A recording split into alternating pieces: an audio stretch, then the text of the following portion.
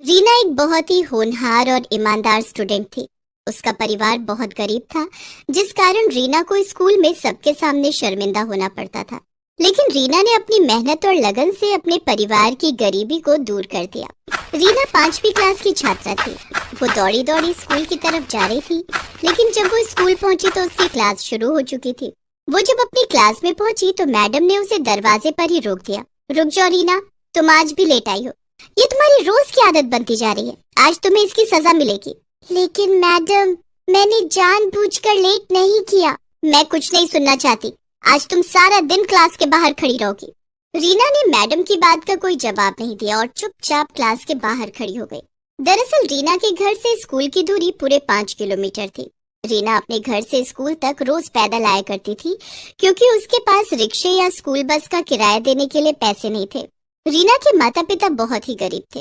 रीना के पिता सब्जी बेचा करते थे। उससे उनकी जो कमाई होती, उससे उनका गुजारा किसी तरह से चल पाता था। लेकिन रीना के माता पिता रीना को पढ़ाना चाहते थे, इसलिए उन्होंने रीना का एडमिशन स्कूल में करवा दिया था। उस दिन रीना क्लास के बाहर खड़ी रही, लेकिन उसका सारा ध्यान क्लास के अंदर पढ़ा रही मैडम पर था। वो उनकी पढ़ाई हुई सारी बातें अपने दिमाग में नोट कर रही थी। रीना पढ़ने लिखने में बहुत होशियार थी। जब सारा दिन खत्म हो गया तो मैडम ने रीना को क्लास के अंदर बुलाया और कहा, रीना, कल से समय पर स्कूल आना, नहीं तो तुम्हें स्कूल में एंट्री नहीं मिलेगी। और ये क्या है? अभी तक तुमने नई स्कूल ड्रेस नहीं सिलवाई है। तुम्हारी शर्ट में कितने पैबंद लगे हुए हैं। मैडम, मैंने मम्मी पापा से कहा था, लेकिन अभी उनके पास पैसे नहीं है। जब पैसे होंगे तो वो मेरे लिए नई स्कूल ड्रेस ला देंगे। ठीक है, अब तुम घर जाओ। रीना के फटे हुए स्कूल ड्रेस को लेकर क्लास की लड़कियां उसका बहुत मजाक उड़ाती थी, लेकिन रीना किसी से कुछ नहीं कहती। रीना स्कूल से पैदल घर आ गई। घर आने के बाद उसने मैडम की पढ़ाई हुई सारी चीजें फिर से रिवीजन की। पढ़ाई से जो वक्त मिलता था, रीना उस समय में सब्जी बेचने में अपने माता पिता की मदद करती थी। वो सब्जी बेचते हुए भी अपनी पढ़ाई करती रहती थी। धीरे धीरे समय बीतता गया और रीना ने 5वीं क्लास की परीक्षा पास कर ली। वो अपनी क्लास में अव्वल आई थी। घर आकर रीना ने ये बात अपने माता पिता को बताई। रीना बेटिया, ये तो बहुत अच्छी बात है। तू खूब मन लगाकर पढ़ाई कर। देखना, एक दिन तू बहुत बड़ी अफसर बनेगी। लेकिन बाबा, इस बार मैं पुरानी किताबों से नहीं पढ़ूंगी। इस बार मुझे भी नई किताबें चाहिए। मेरी पुरानी किताबें देखकर मेरी सहेलियां मेरा मजाक उड़ाती हैं। रीना के माता पिता के पास इतने पैसे नहीं थे कि वो उसे नई किताबें ला कर देते, इसलिए रीना अपने किसी सीनियर से सेकंड हैंड किताबें कम कीमत में खरीद लेती थी। लेकिन इस बार रीना ने किशोर से नई किताबों की डिमांड कर दी थी। रीना की बात सुनकर किशोर परेशान हो गया। किशोर को इस तरह से परेशान देखकर रीना की माँ तारा ने रीना से कहा, रीना बेटी, तुझे पढ़ाई करने से मतलब है या नई किताब से? पढ़ाई से। तो पढ़ाई पुरानी किताब से भी हो सकती है। किताबें नई या पुरानी होने से कुछ नहीं होता। नई किताब में जो बातें लिखी होंगी वही तो पुरानी किताब में भी लिखी होंगी, इसलिए तू पुरानी किताब से पढ़ाई कर ले। ठीक है माँ। रीना इस बार भी अपने किसी सीनियर की पुरानी किताब सस्ते दाम में खरीद लेती है। रीना की पुरानी किताब देखकर उसकी सहेलियां हंसकर उसका मजाक उड़ाने लगी। रीना, नई क्लास में भी फटी हुई किताब? इन किताबों में तो कवर लगाने की भी जगह नहीं है।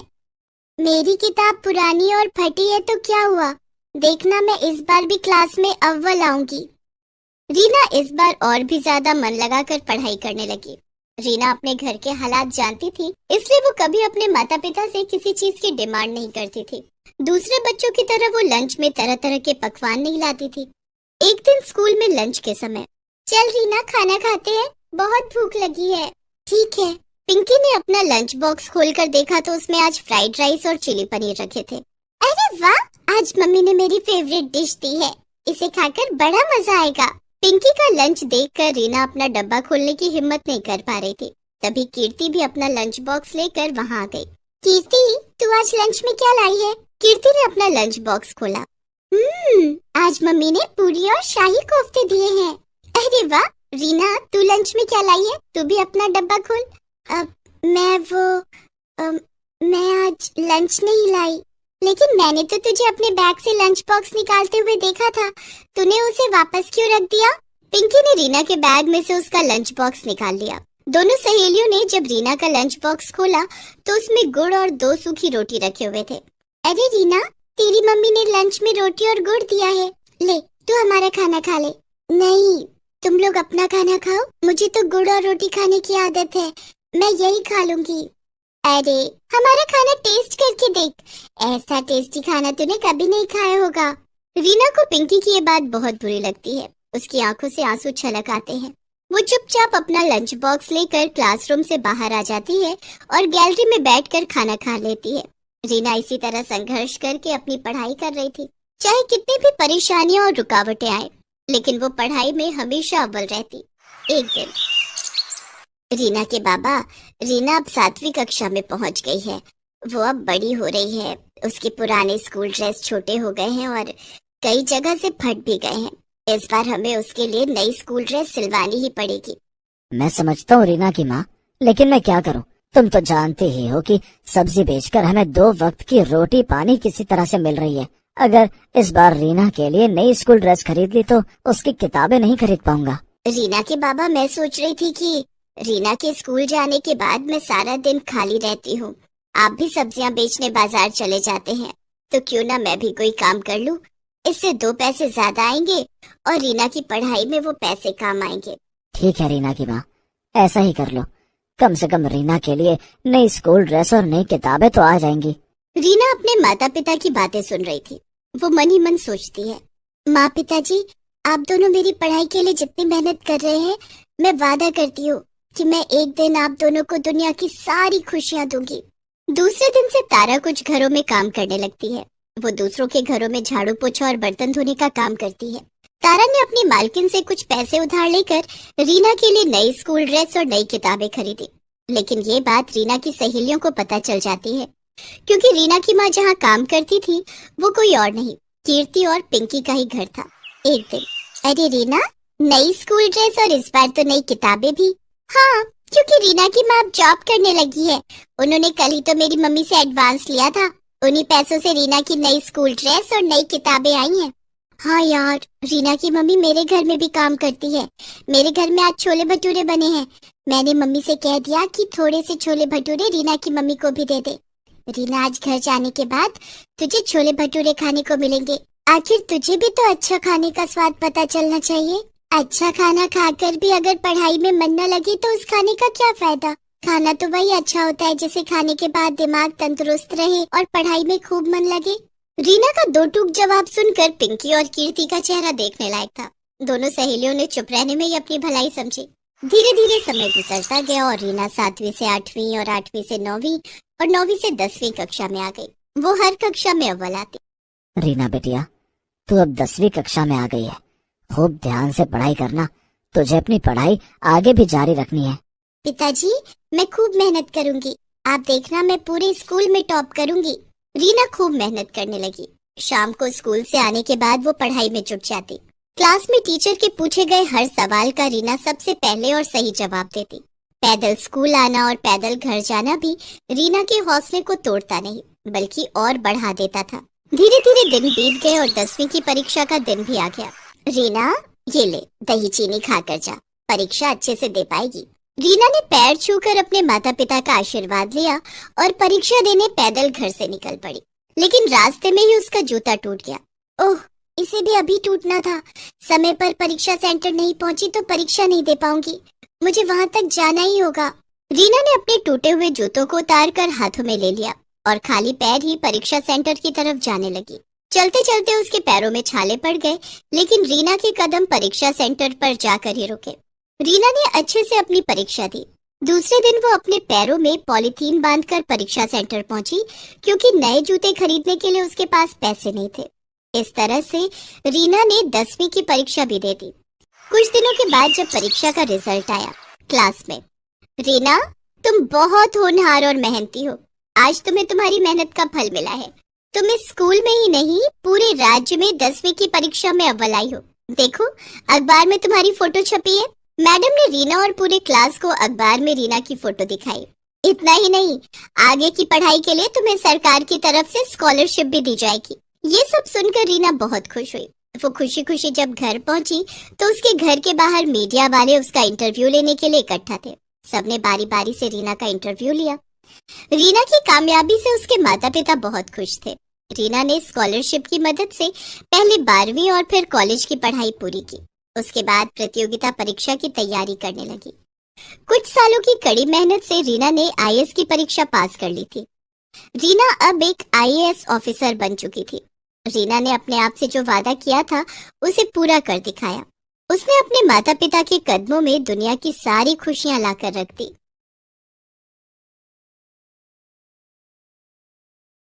काम्या को खाने में मटन और चिकन बहुत पसंद थे, लेकिन उसकी शादी एक ऐसे घर में हो गई जहां चिकन मटन तो दूर, लहसुन प्याज भी नहीं बनता था।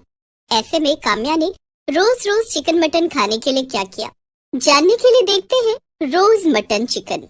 काम्या बिहार के एक छोटे से गांव जमुई की रहने वाली थी। वो पढ़ने लिखने में बहुत तेज थी। स्कूल की पढ़ाई के बाद उसके पिता कैलाश ने उसका एडमिशन दिल्ली यूनिवर्सिटी में करवा दिया था। अब काम्या दिल्ली में एक हॉस्टल में रहकर अपनी पढ़ाई कर रही थी। काम्या ने दिल्ली यूनिवर्सिटी से बीए और एमए की पढ़ाई की। गांव में इससे पहले कोई भी लड़की पढ़ाई करने दिल्ली नहीं आई थी। यही कारण था कि काम्या की शादी के लिए ढेरों रिश्ते आने लगे। पढ़ाई पूरी होने के बाद काम्या के माता पिता ने उसे वापस गांव बुला लिया। माँ पापा, आप लोगों ने मुझे गांव क्यों बुला लिया? मेरी वहाँ जॉब लगने वाली थी। देख काम्या, तेरी शादी के लिए बहुत अच्छा रिश्ता आया है।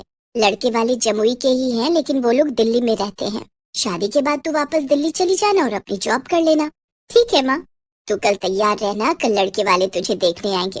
ओके माँ, मैं जरा पार्लर होकर आती हूँ। ठीक है बेटी। काम्या बाजार चली जाती है और एक रेस्टोरेंट में पहुँचती है। कितनी अच्छी मटन की खुशबू आ रही है। यहाँ जी भर कर मटन खाऊंगी। काम्या रेस्टोरेंट के अंदर जाती है और वेटर को बुलाती है।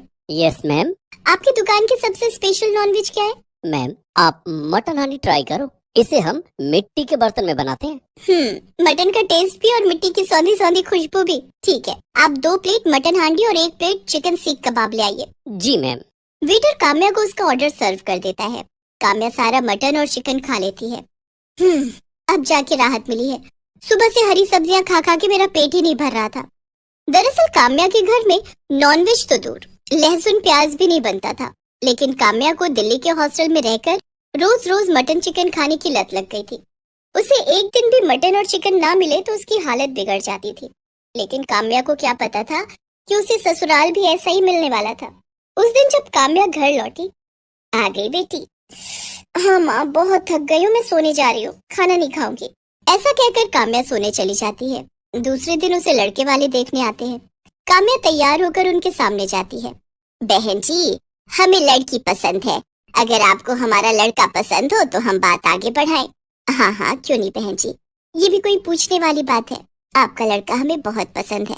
मैं तो कहती हूँ हमें देरी नहीं करनी चाहिए, जल्दी इन दोनों की शादी करा देनी चाहिए। ठीक है बहन जी। कविता काम्या के हाथों में शगुन के रुपए दे देती है और काम्या और उनकी शादी तय हो जाती है। कुछ दिनों के बाद दोनों की शादी हो जाती है। शादी वाले दिन तक तो काम्या ने ऑर्डर करके मटन और चिकन मंगाया और छिप छिप कर खा लिया। लेकिन विदाई के बाद जब वो ससुराल पहुंची, आओ बहू, अपने शुभ पैरों से हमारे घर को पवित्र करो। तुम्हारे रूप में हमारे घर लक्ष्मी आई है। कविता अपनी बहू काम्या और बेटे अरुण की आरती उतारती है और उन्हें घर के अंदर आने के लिए कहती है। काम्या घर के अंदर आ जाती है। कविता बहू और बेटे को उनके कमरे में भेज देती है।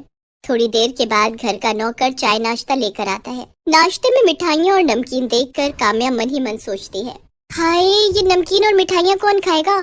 इनसे तो मेरा पेट ही नहीं भरेगा। मेरा तो मटन सीख कबाब खाने का बहुत मन हो रहा है, लेकिन अभी कैसे मंगवाऊं? घर में इतने लोग हैं, अभी मैं बाहर भी नहीं जा सकती। उस दिन मजबूरी में काम्या को नमकीन और मिठाइयों से काम चलाना पड़ा। रात के खाने में भी उसे वेज खाना खाने को मिला। ऐसे ही 2-3 दिन गुजर गए। मटन चिकन के बिना काम्या के चेहरे की रौनक ही चली गई थी।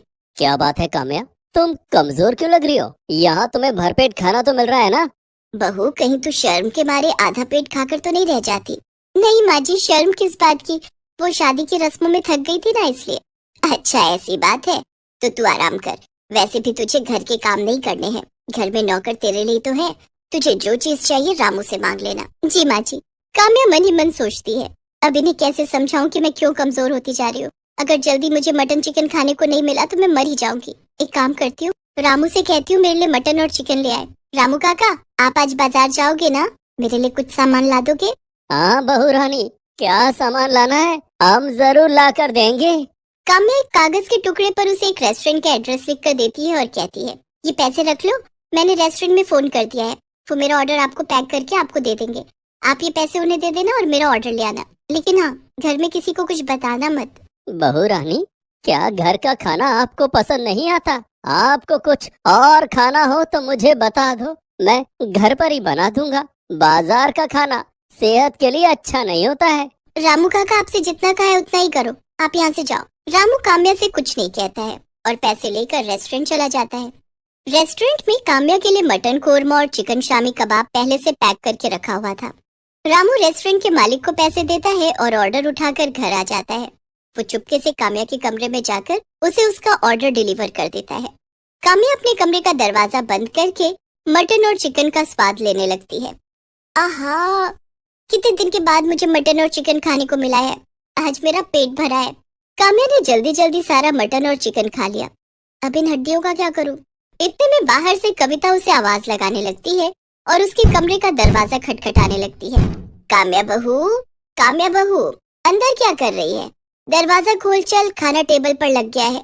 उफ़ो, माँ जी को भी अभी आना था, अब क्या करूं? माँ जी हड्डियां देखेंगी तो गजब हो जाएगा। परेशान काम्या की नजर खिड़की की तरफ जाती है। वो सारी हड्डियां खिड़की से बाहर फेंक देती है और कमरे का दरवाजा खोलती है, लेकिन तभी खिड़की के पास कुत्ते इकट्ठे हो जाते हैं और हड्डियों के लिए आपस में लड़ने लगते हैं।